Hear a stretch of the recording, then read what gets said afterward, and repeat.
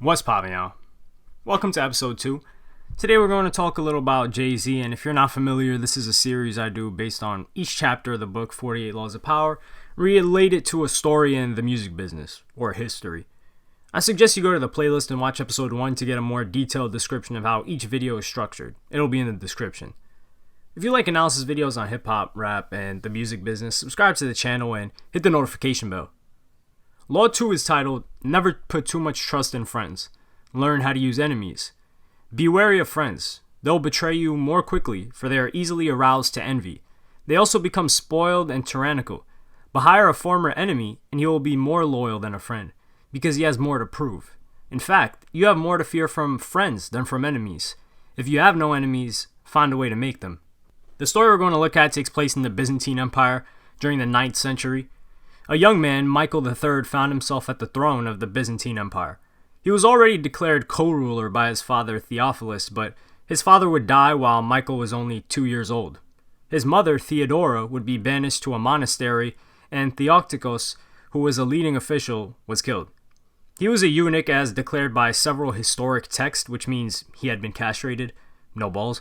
But Bardas, who was Michael's uncle and leader of this conspiracy to rid Theodora of her throne and replace her with Michael, had accused him of wanting to marry her or one of her daughters. Michael was in a very precarious situation now. The man who had put him to the throne was his uncle Bardas, who was very intelligent, but he also conspired against his mother.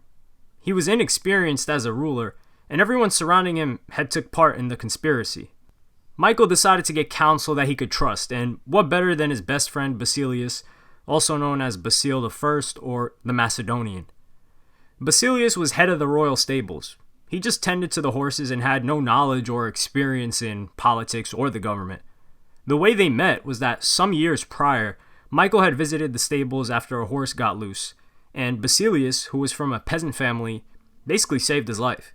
He was brave and strong. Those traits impressed Michael, who promoted Basilius from just being a horse trainer to head of the royal stables. He would always be showering him with gifts and doing him favors, sending him to the best school in Byzantium, and he became one of the elite. You could say Basilius owed him everything. Everyone surrounding Michael kept telling him to give the position to Bardas, who was far more qualified to handle it, but he didn't take heed to their words, and besides, he could just train Basilius for the job. He was right. Basilius learned quick and began advising Michael on all matters of the state, but Basilius had some expensive taste for someone who came from peasantry. There was no such thing as enough money for him, and after being exposed to the court life, he wanted more and more. And Michael granted it. He doubled, then tripled his salary, ennobled him, and married him to his own mistress. He knew that keeping his closest and most trustworthy friend satisfied was worth more than any money. Bardas was head of the army, and Basilius began to put whispers into the ears of Michael that Bardas was hopelessly ambitious. Bardas had started a conspiracy to successfully put Michael on the throne because he believed he could control his nephew. So who's to say that he wouldn't conspire against him now and take the throne for himself? Michael eventually agreed and had his uncle killed. During a horse race, Basilius would close in on Bardas in the crowd and stab him to death. Soon after asking Michael if he could replace Bardas as head of the army, that way he could oversee everything and make sure nobody was going to rebel against the emperor, and Michael granted it to him. From here, Basilius' power and wealth multiplied, but some years later Michael, who had his own expensive habits, he is the emperor after all, was under some financial troubles. He asked Basilius if he could pay back some of the money he let him borrow over the years, and Basilius refused, and that was when he realized he messed up big time. Basilius had more money, was head of the army and the Senate, and had more power than the emperor himself. It wasn't even a month later that, after a night of drinking, Michael would wake up surrounded by soldiers with Basilius watching as they stabbed him to death. He would declare himself emperor immediately after, and then ride his horse through the streets with the head of Michael at the end of a long stick.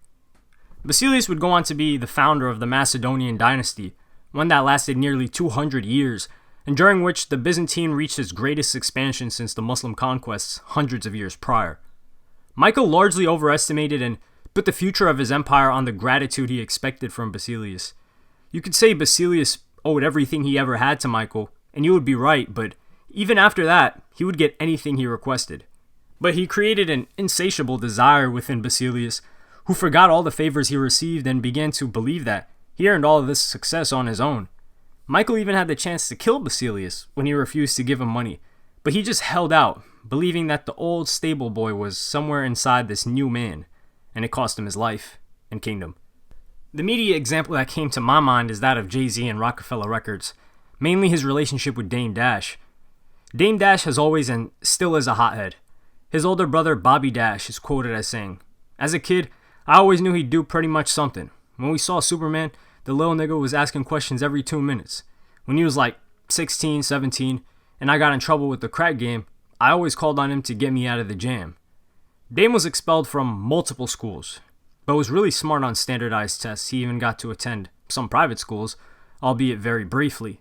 He attended the Dwight School, Isaac Newton, Manhattan Center, South Kent, which at the time was a boarding school in Connecticut that had a reputation as a school for kids with disciplinary problems, and also where he had success as an athlete, lettering in football, basketball, and lacrosse. And lastly, Westside High. Dame Dash said Westside was for everybody that got kicked out of the place you went when you got kicked out of someplace else. And he even managed to get expelled from there after driving his car to school and parking in the principal's spot. At least he ended up getting his GED though, right? He ended up selling drugs and doing a bunch of different things, from sweeping floors of barbershops to selling newspapers. Hustling, as he would call it. But he quit after seeing too many deaths. He then tried his hand at being a promoter. Him and a group of friends started a small business throwing parties and promoting clubs, and one night he made an announcement that the first 100 girls in line at the club opening would get free bottles of Moet and Chandon champagne. There was a line around the block hours before the doors opened, and although this promotion lost money, he got the reputation of being the go-to promoter in his area. He realized he could use these same methods to promote music artists, and even had the idea for a clothing line, but there were a couple of roadblocks in the way. Dame didn't make any music. He couldn't rap, couldn't write rhymes, couldn't produce a beat, and didn't even have a good ear at the time. But he was a hustler, so he wasn't going to let all that stop him. In 1990, his cousin Darian Dash invited him to a party for Heavy D, and Dame said, and I quote, "I looked around and saw that all the people there were older than me. They had money, and they looked like they were trying to be like me and my crew," he says. "I knew I could make money from this," and make money he did. He began to manage Future Sound and got the group a record deal with Atlantic. The executive who signed them named Rodolfo Franklin, who went by the name Clark Kent, or DJ Clark Kent, and had his ear to the streets. In 1994, Clark Kent alerted Dame Dash that he had to meet with a former drug dealer from Brooklyn who was trying to get his career as a rapper off the ground. Dame was in awe of his talent. He said he was the fastest rapper he ever heard and never wrote anything down, just rhyming from his memory. And Jay-Z wasn't rapping about violent crime as much as popular rappers like Pac and Snoop Dogg. His lyrics were heavily focused on a lavish lifestyle full of females, yachts, champagne, money, and foreign cars. Jay-Z had tried and failed to get his own record deal, and some say it was because he was too old and didn't appear thug or hard enough. He didn't fit that same persona of rappers like Notorious B.I.G. Dame didn't think that was limiting him. Everybody thought he was too old. They didn't like the way he dressed, like a Harlem dude. He wore Nike Airs, which everybody called Uptowns. The Brooklyn cats, who were more dominant, were known for things like gold teeth, much more ghetto. I was shocked. Here was a guy with the same aspirations that I had. We wanted to be known for making money. All we talked about was making money and how to spend it, what the best of everything was and how bad we wanted it. Dame put up money for him to record a handful of songs, but they couldn't find a record label to sign them, so he pressed the discs himself and started selling them out of his car. The birth of Roc-A-Fella Records. The name Roc-A-Fella Records is sort of a double entendre in itself. It was in reference to John D. Rockefeller, arguably the richest American of all time with an estimated net worth in today's money of several $100 billion, as well as a famous Brooklyn drug dealer named Roc-A-Fella that Jay-Z looked up to as a young drug dealer. He's referenced in Nas' diss track to Jay-Z, Ether, in which he raps, "Roc-A-Fella died of AIDS, that was the end of his chapter, and that's the guy I chose to name your company after." Dame wanted to get on radio and needed to get a music video as soon as possible, but there was no money. Dame got an investment from the soon-to-be third partner and founder of Roc-A-Fella, Kareem Biggs Burke.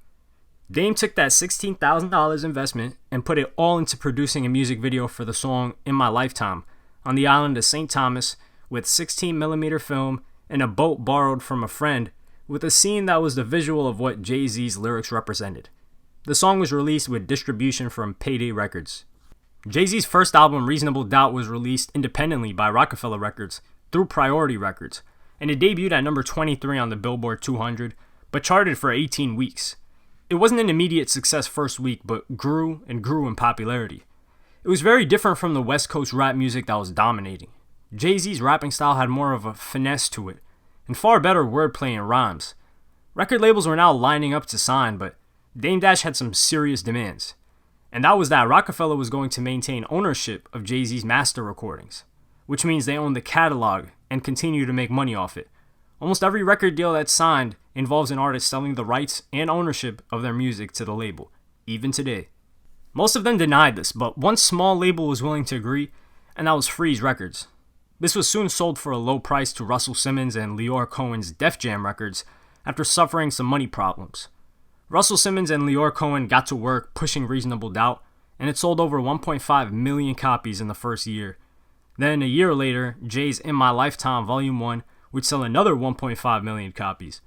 Jay-Z would get elevated to another level on his appearance on Biggie Smalls' Life After Death album, referencing Dame Dash and Roc-A-Fella in his verse. And in 1998, Jay-Z's Hard Knock Life went on to sell 12 million copies worldwide. This made Roc-A-Fella Records the most important label at Def Jam, and still mainly one star. In 1997, Def Jam would buy a 50% stake in Roc-A-Fella for $1.5 million that would be renegotiated later on to $20 million. Some of the early signees to the label were Noreaga, M.O.P., DJ Clue, Irv Gotti and Murder Inc., Emil, Beanie Siegel, and later on Cameron. In 1999, Roc-A-Fella would go on a 54-city tour, headlined by Jay-Z, called the Hard Knock Life Tour, with supporting acts from the label like Memphis Bleek, Beanie Siegel, DJ Clue, and Emil, but also rappers DMX, Method Man, Redman, and Ja Rule. The tour would generate over $20 million in profits, and Dame Dash even produced a documentary for it titled Backstage, released in 2000, that shows both live performances and an in-depth look at what happens backstage. Iceberg was an Italian luxury fashion house started in 1974 that were focused on knitwear. Jay-Z shouted them out a handful of times in the 90s in lines that people thought were usually just a reference to Iceberg Slim the Pimp, but when their sales started going up, him and Dame decided to reach out to see if they could do an endorsement deal, but they were denied. They said screw it and made their own. In 1999, Dame Dash would launch a clothing line along with Jay-Z called Roc-A-Wear. They would license their clothes to be sold as socks, sandals, headwear, jewelry, sunglasses, children's clothes, you name it. Dame is quoted as saying, "The music business isn't so profitable, especially not hip-hop. I couldn't buy what I wanted to buy. I'm talking cooks and drivers. I got into clothes to make more money." There's a lot of slices of the pie going on when it came to music, even back then, though it sold more. There were high copyright fees for sampling songs, and then splitting the remaining profits with all who had a share left you with crumbs. But with his knowledge of style, Dame helped make Roc-A-Wear a massive success, but not without the help of the now star, Jay-Z. This taught them a huge lesson in one of Jay-Z's key philosophies, which is to never promote brands or products that aren't his own. Him and Dame would also launch Armadale Vodka, and in damn near every music video, Jay-Z would be wearing Roc-A-Wear clothing and showing the vodka somewhere, causing it to always sell out. Most rappers still haven't learned this lesson, instead opting to wear brands like Supreme in their music videos that doesn't pay them a dime when they can be wearing their own merchandise.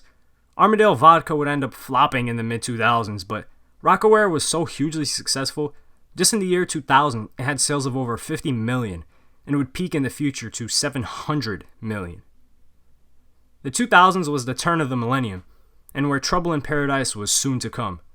Dame Dash started companies left and right, signing new artists, one of which being Kanye West, who he discovered. Roc-A-Wear is pulling several hundred million in sales. Everything seemed great, but Dame's habits weren't really that of a focused boss, but something else entirely. Jay-Z wasn't too happy with the way Dame was conducting himself in the media, his massive ego, and all these businesses he was doing. Some behind Jay's back, like giving Cameron his own imprint at the record label. Dame would frequently wild out, screaming out at record executives and employees, fired dozens of executives, and continuously burned bridges, complained that there were meetings behind his back, and saying that Jay-Z was now harder to reach. Jay-Z had the respect of Lyor Cohen and the employees of the record label. He was Basilius, and now Dame Dash was looking around like Michael did. The news got out that Jay-Z was going to retire from rap after the Black album.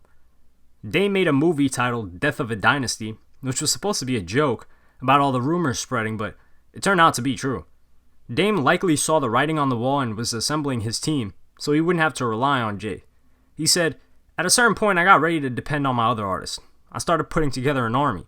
Kanye, Cameron, Beanie, the Diplomats. I figured Jay gave me time to prepare." Another was a promotional campaign for Roc-A-Wear he wanted $3 million for.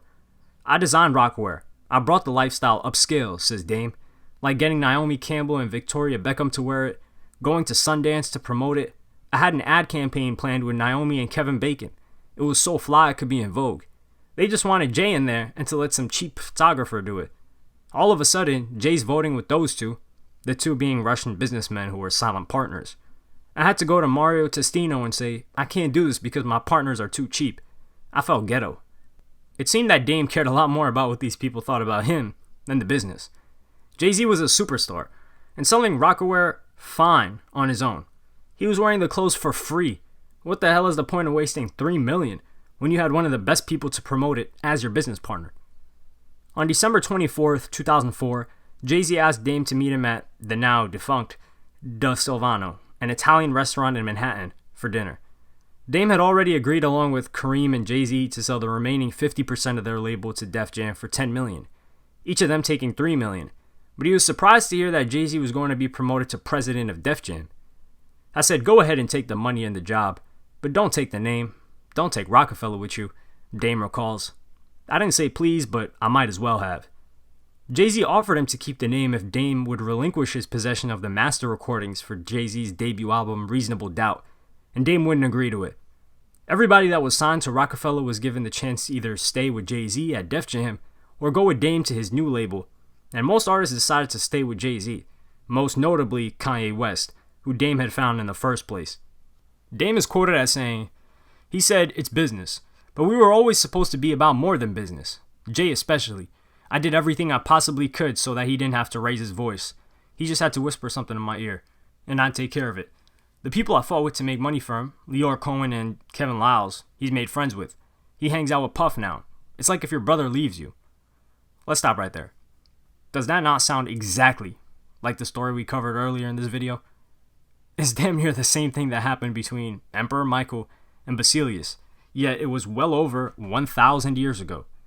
Some of you commented on the first video that a lot of these concepts are outdated, but there's no such thing. These are based on human nature, which hasn't changed since the dawn of man, as we can see here. The artist that went with Dame began to flop on the charts, and his record label venture quickly ended. The only thing still connecting him with Jay-Z was the 25% he owned in Roc-A-Wear, which would eventually lead Dame to being invited to a meeting in a hotel room in New York. And when he asked why they were meeting at a hotel room instead of the offices, the partners told him, "So no one will hear you scream."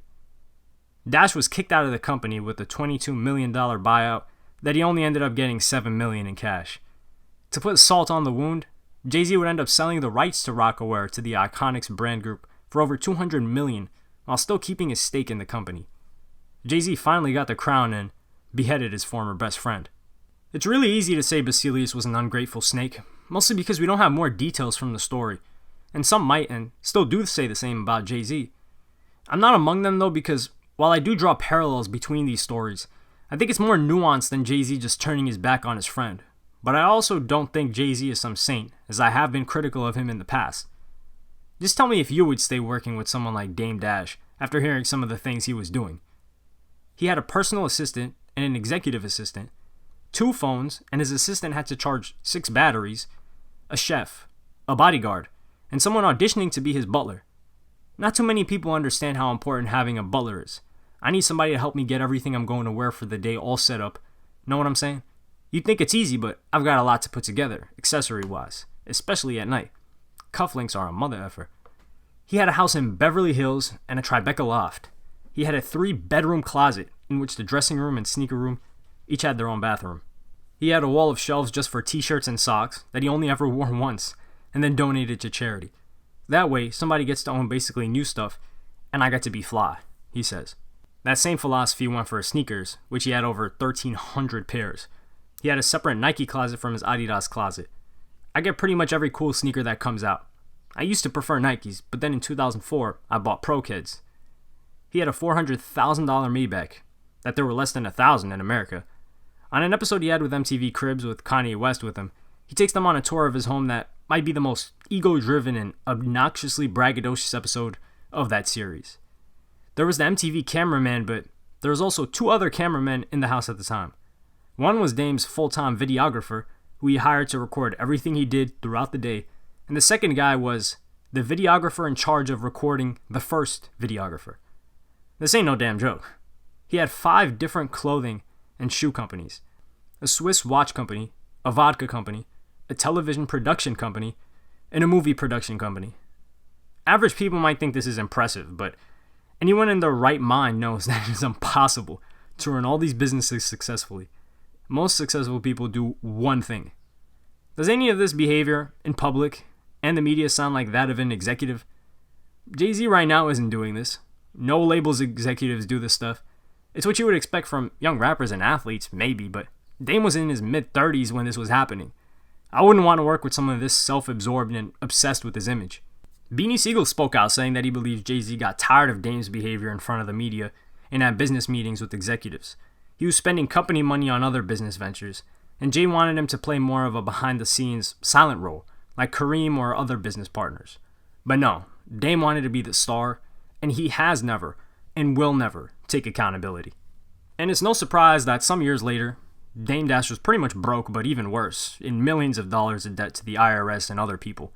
Only a couple of years ago, he was selling Jay-Z plaques and his shoe collection on eBay. Of course, denied it, saying it was stuff that he had in storage. Someone else was selling it. But it doesn't change the fact that the Tribeca loft he had was foreclosed on in 2010, with $7.3 million left on the mortgages. He lost a bunch of lawsuits from landlords, fashion designer Charlotte Ronson, and a celebrity bodyguard firm. His leased SUV was seized in 2008 after he missed a monthly payment of $715. He'll still put on the appearance that he's rich and doing fine, but the truth is, Jay-Z is damn near a billionaire now, and the man who was responsible for putting him in the star position he had as an artist is struggling. Dame was the brains behind the Roc-A-Wear brand because, if you haven't noticed, ever since Jay-Z and Dame split, Jay's outfits have been horrendous, but to be fair, he mainly just wears suits now.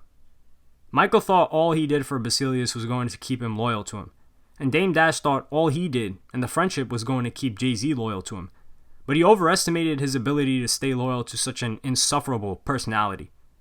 But let me know in the comments what you think. Should Jay-Z have stuck it out with Dame and was messed up for leaving him, or was he right to cut him off? As always, we have to look at the reversal of the law, which states, although it is generally best not to mix work with friendship, there are times when a friend can be used to greater effect than an enemy. A man of power, for example, often has dirty work that has to be done, but for the sake of appearances, it is generally preferable to have other people do it for him. Friends often do this best, since their affection for him makes them willing to take chances. Also, if your plans go awry for some reason, you can use a friend as a convenient scapegoat. This fall of the favorite was a trick often used by kings and sovereigns.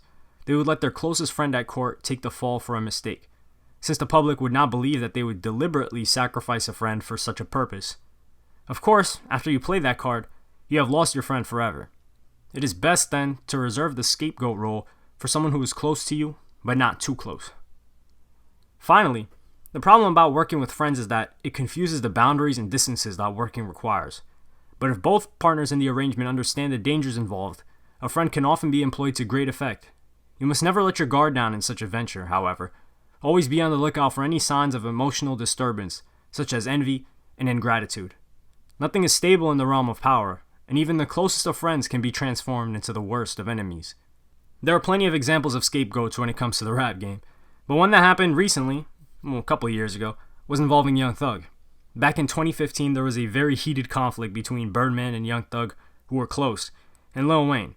So much so that in April of that year, Lil Wayne's tour bus got shot up. The shooter was Pee Wee Roscoe of Bankroll Mafia, who was Birdman's tour manager, and he had called Birdman on the phone prior to and after the incident. The phone call even leaked in 2018, with Birdman saying, "It's time for you to come out here and get your money. Man, you done did everything you could do. It's an eye-opener, bruh. Strictly business, man. And in the phone records, it shows Young Thug calling him 12 times before the incident. He ended up eating the charge and getting 10 years. There's more to it, but that's for another video. Birdman and Young Thug get away and are free because Roscoe took the charge for them. And of course, him and his family would be taken care of. But this is a perfect example of a scapegoat or a fall man. If you guys enjoyed today's video, make sure to like and subscribe and hit the notification bell. Follow me on Twitter and Instagram. Thank you for watching. Peace.